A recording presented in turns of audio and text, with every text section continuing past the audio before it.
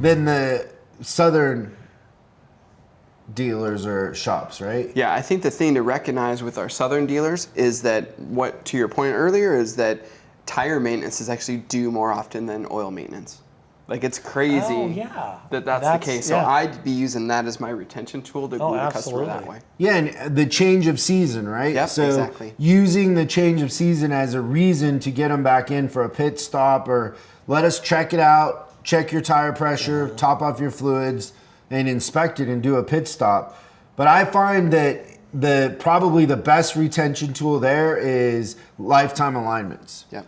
And great. so it's funny, your sister bought a new Kia. Is it a Kia? Yes. Hyundai. Same thing. Is it a Hyundai or a Kia? They're the same It's got a car. Hyundai and a Honda. Well, Hyundai.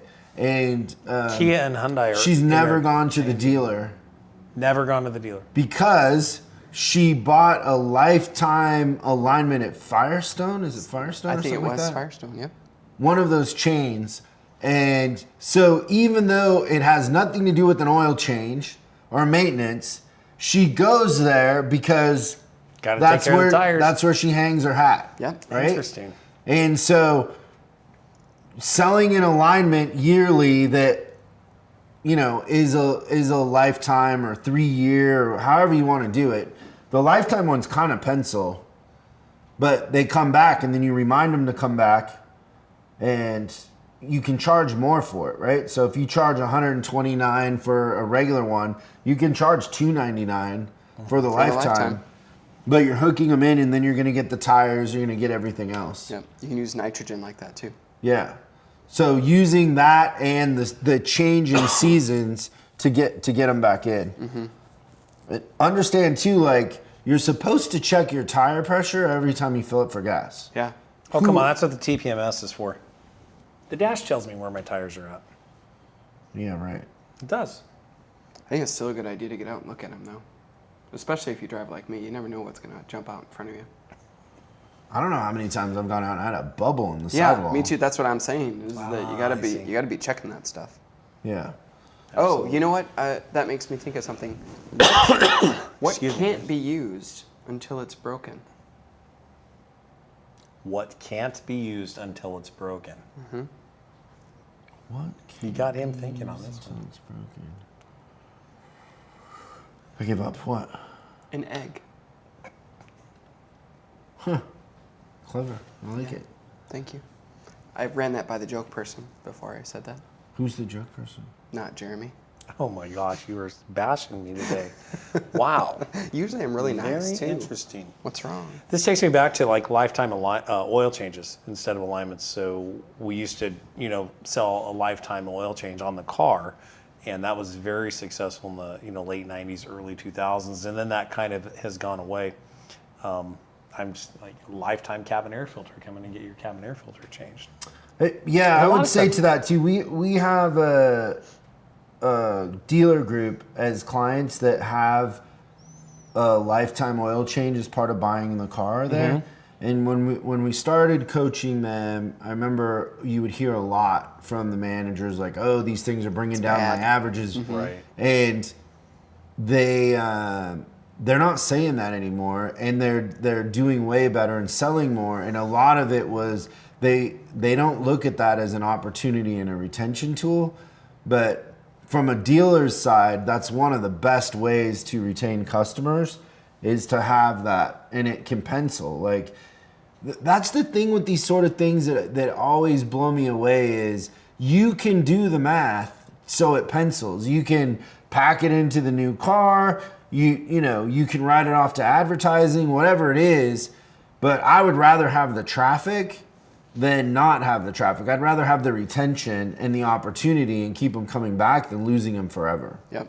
Yeah, we did that at my Infinity store, and I remember when you came in, and I thought one of the first things you're going to say is do away with the free oil change program. I think people think that a lot. Yeah, that we're going and to then say that. and then you came in, and you're like, "That's a great idea. I can't believe that more people don't do it." And it was really, really fair and equitable. So we wrote off the cost of the oil change. It was split between parts, service, and sales. and it was really, really equitable, and our retention was in the 80s. Like it was crazy how retained our customers were because they always came in, and it had so much to do with the mindset, and we were just really grateful to have the people. Yeah, it's because, it's crazy, but dealers usually retain 20, 25%, and you can retain 80 if you want.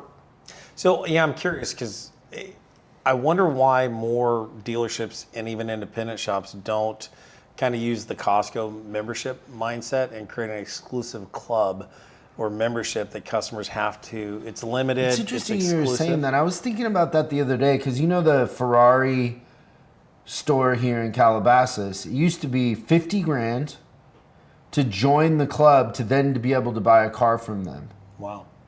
Just to be able to buy a car. Yeah, well, because it's here, right? Yep. And they were kind of like, they were serving Beverly Hills and all that. And yeah, I just wonder if there isn't a model there for that. Well, there is. I mean, we're moving our shop, so we're going to start moving more towards that direction with the VIP program. And So is it almost like you're doing an extended warranty, extended maintenance program where... more is I'm going to package the annual maintenance that your car needs into the membership cost. So when you pay the membership, you're not going to be out of pocket for You the can have a basic different maintenance. price for, say, like a Honda Oh, than you yeah. would for a Ford? Yeah, and well, of course, the Ford would be like $29,000. We can get started on that right away. But then But the there's other, a different cost of different repair. tiers. The other thing is, like, I look at Fletcher Jones Mercedes in Newport Beach, the largest Mercedes-Benz dealership, in the In world.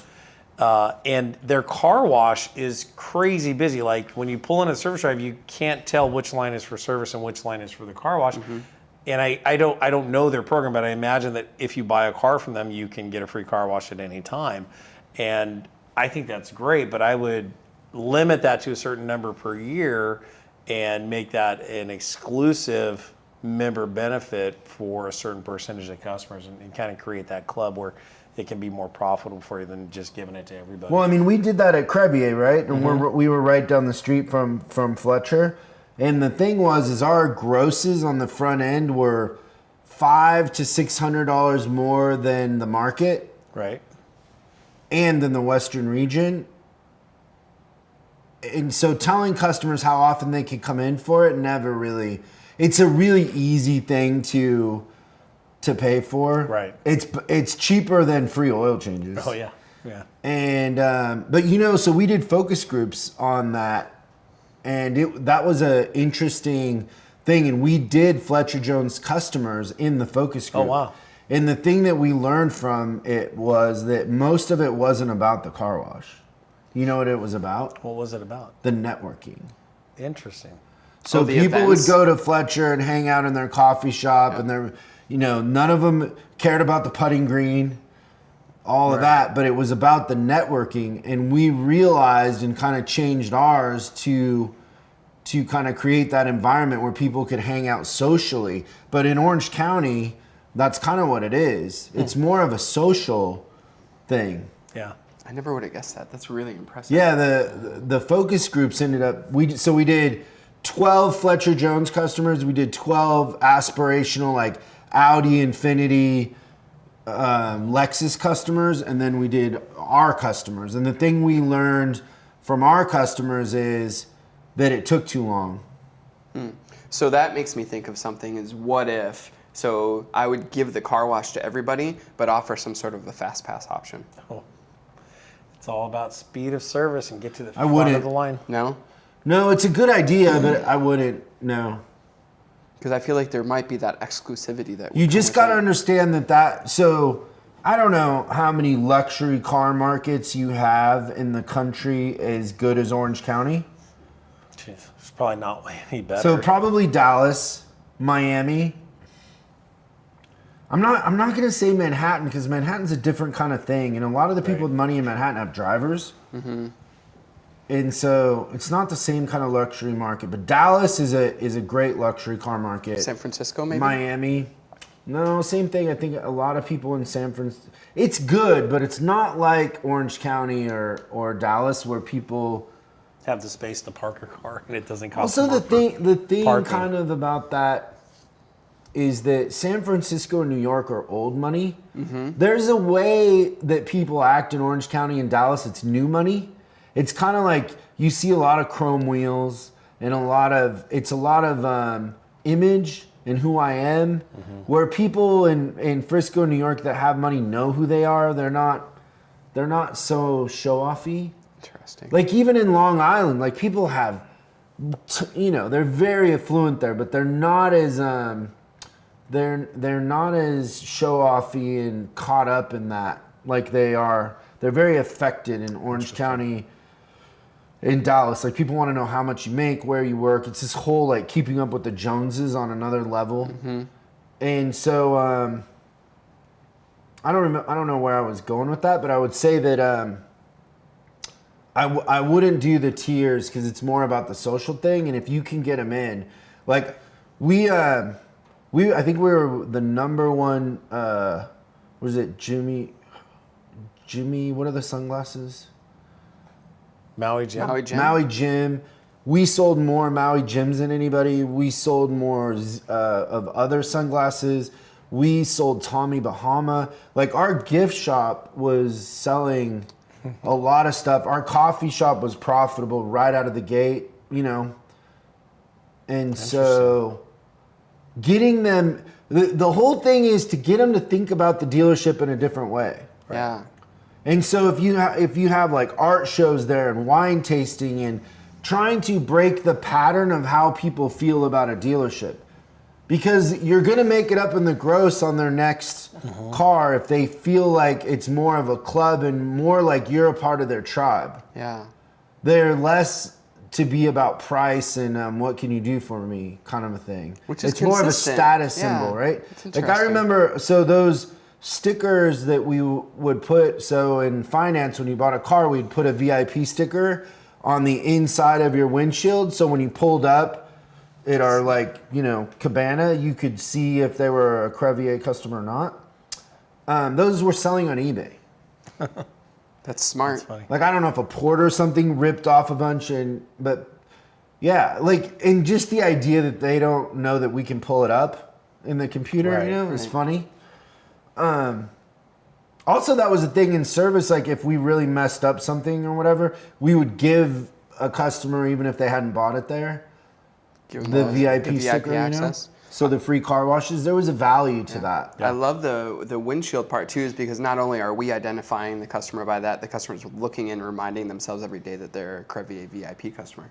That's pretty cool too. And I'm a huge fan of adding new streams of income, but I'm just telling you in that scenario, if I was running that store again, the money we were making, you didn't need to play with the model. Yeah, the focus group told you everything that you needed to know. Yeah. You don't have to tier it, but originally I was thinking that might be a good idea. But if it's not about the Well, car we were wash, promising it on the front when they bought the car, and what the customers are telling us is, you don't tell us it's going to take an hour and a half, and heaven forbid you come at noon on a Saturday, it's 2 hours. We had to fix that, because their perception was 20 minutes. So we worked really hard on that. Interesting. But we got it down to 20 minutes. that's great. But yeah, it's more clicky. It is. It's a status thing. The thing is it's so easy to please those customers when it's all about status, because it's fluff. It's ego. Yeah. Like the easiest thing to do is feed somebody's ego. You just tell them how smart and good looking they are. Right.